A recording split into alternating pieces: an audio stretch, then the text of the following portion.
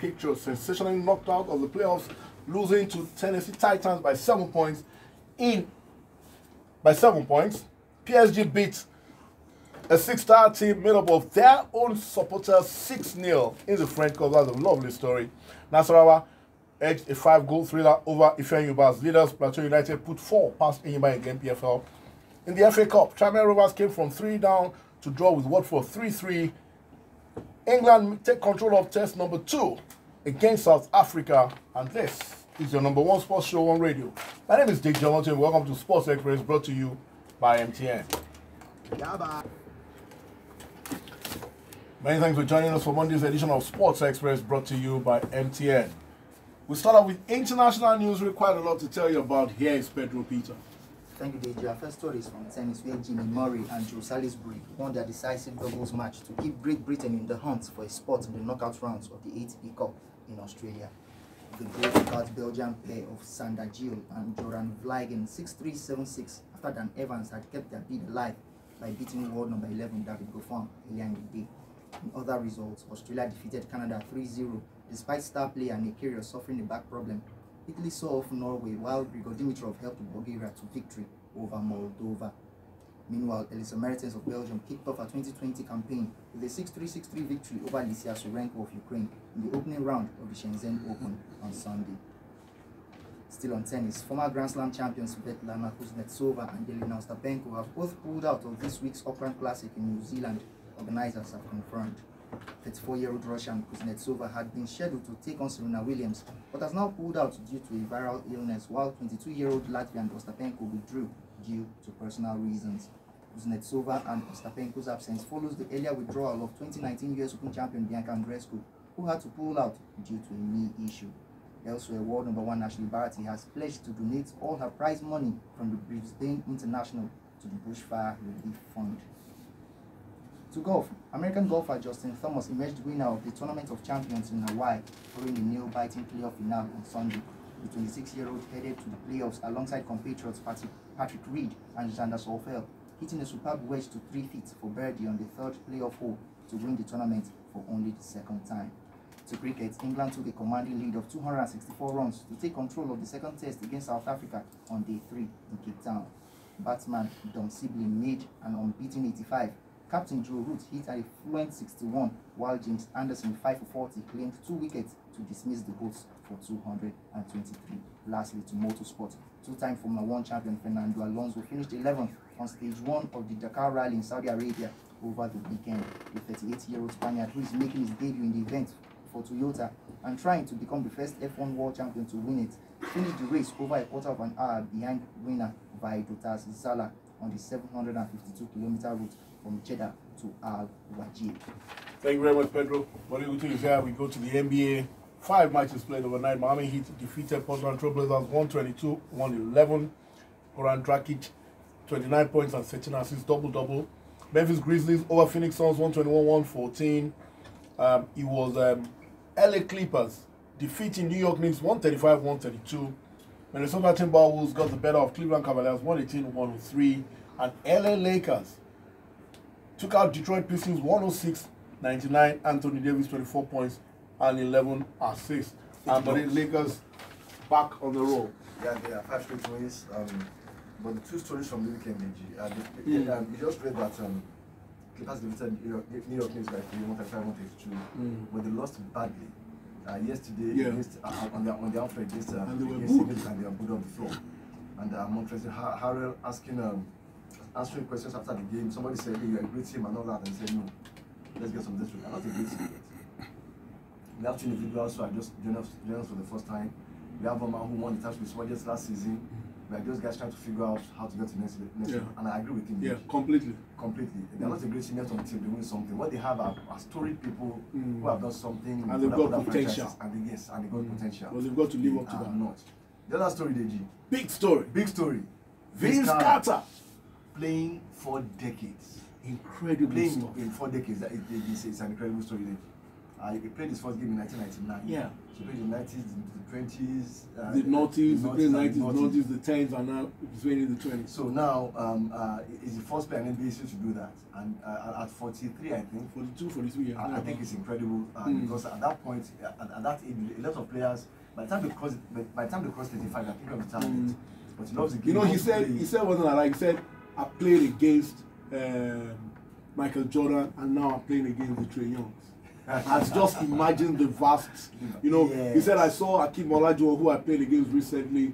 He's 56 now. He looks like my big brother. But I played against him. I'm playing against players who are young enough to be my son. Yeah, they're not born when he was playing. He's an incredible athlete. It is incredible. You know, he appeared like a not too serious kind of basketballer. You didn't expect him to have this kind of longevity. No, you don't. You don't.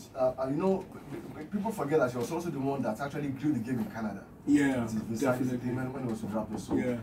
I don't think he'll play beyond this season, though. But it's good to see him. But still, it's been a fantastic career and a great achievement for Vince Carter. We return after the break with the Nigerian sports scene. Welcome back, Bodeguchi. Still here together. We'll bring you the Nigerian sports scene. Interesting results from the FPSO Magic played at the weekend. Some surprise results as well. Let's go through that. Jigawa 0, Aqua 1. That was an away victory for Aqua.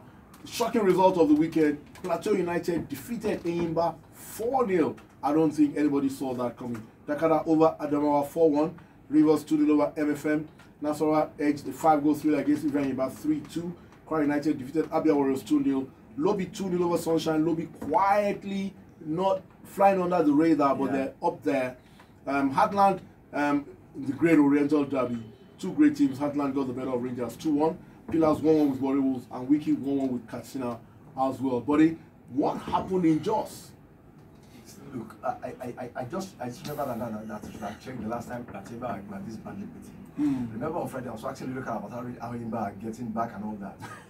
They shut your mouth. Hey, they did 4-0. Look, not only we didn't see that coming. It was shocking at every level. But I think Enyimba will bounce back. They probably had too much Christmas rice and rice. But I think Enyimba will bounce back. They're a team like that. Rangers, I worry for Rangers. I also mentioned how it's possible that this will be probably a game that they want to win to get back in contention. But they've lost that 2-1. Rangers they are just on a slippery slope. And for that, me, I can't imagine what's going on there. This is not Rangers we know. Yeah. I say that confidently. But I think there's something wrong, and I think the decision they need to get and they need to sort it out. Get to the bottom of it. And then that game, that's against Stefan Yuba, 4 penalties in that game, 2 to each team. So it was balanced. Yeah, it was balanced. That's why I got the one. I like that. And the Kano Pillars. I like that.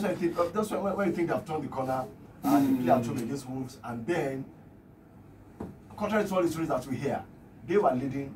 And Ifeanyi Uba, Warri Wolves scored their equalizer in extra time. Well, that's good to hear. It's good to hear. The away team scoring in extra time. You know, we bash them when they do the other side, so it's good to hear. So it's good to hear that, and we have not had of any trouble in Kano. Okay. Kano used to be all, we haven't had the full report, but up to now, we have not had any. Nothing untoward has gone on. So I mean that's a good result, given the circumstances. All right. Thank you very much, buddy. We have to rush now. A quick break, we return with the World Soccer Report. Welcome back to the World Soccer Report on Sports Express, brought to you by MTN Edison. It's a French Cup. Interesting story, very, very nice story. PSG beat a team 6-0, a team made up of their own supporters. Interesting stuff. The team is in the 6th tier of French football, and PSG won that 6-0. Lyon also beat Perona 7-0. That's in the French Cup. In the Serie A, Roma lost at home to Torino. Roma seemed to have built a bit of momentum before the break, but all that went crashing. Genoa 2-1 over Sassuolo. Brescia won Lazio 2. Balotelli scored first, but Lazio now 9 games winning streak, and they're just 3 points off the pace. So we see what happens there. Spal 0, Verona 2. Let's go to the La Liga, where they are now level of points because Espanyol, Barcelona slipped up at Espanyol, and Real Madrid took out Getafe 3-0. That's an away win. So, Yemi, Espanyol, Barcelona, bottom team, and gave the top team all kinds of trouble. In time past, this should be close rivalry. But lately, Barca have been, shades ahead of Espanyol. But somehow in the first half, Espanyol got up to the front foot and cost Barca a lot of problems. In fact, Barca had to make a change at halftime to bring Arturo Vidal. And things changed. They got back in front, Sanchez scored, Sanchez was integral to all the things Barcelona was doing, and they went ahead 2-1. That special mention to a Chinese striker that Espanyol brought in the second half, Mutai, and everything changed. Much more physical, gave Piqué and Longley a lot of things to worry about, and the next thing, Espanyol on the front foot. Franklin de Jong got a red card of note though. People said Wule was a commercial transaction, but it proved everybody wrong. Because they thought they just wanted to promote the game in China. And all of that, but fantastic he was player. top scorer in in China. League. And the first attempt he had was a very good one. Second one, the movement and the finish was top notch. Top notch. In the FA Cup, a couple of Premier League teams got knocked out as expected in the FA Cup. Wolves goalless with United, Liverpool youngsters defeated Everton 1-0. We'll get to that at the end of the show. Man City 4-1 Port Vale, Middlesbrough and Tottenham 1-1. Chelsea defeated Nottingham Forest 2-0. Today, the FA Cup significantly, Arsenal play Leeds. Arsenal should win that, but this Leeds team is a decent team and it's not going to be easy. Quickly, Yemi, let's round up on the Serie A because there's a huge game tonight in the Serie A. It's Napoli hosting Inter.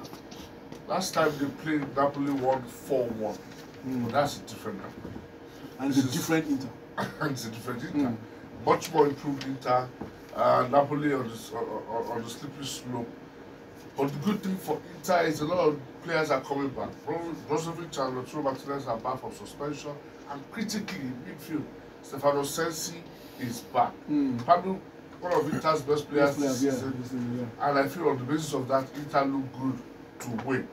You have to worry for Napoli and all the things that surrounds a lot of their players. Callejon, Martins, those two are probably out of contract at the summer. So that is something that people worry them. So I think Inter will go ahead. Other games in the Serie A this evening: Juventus play Cagliari, Atalanta host Parma, is Milan against Sampdoria, Bologna against Fiorentina, and Lecce against Udinese. On note on Milan, they won a friendly game 9-0.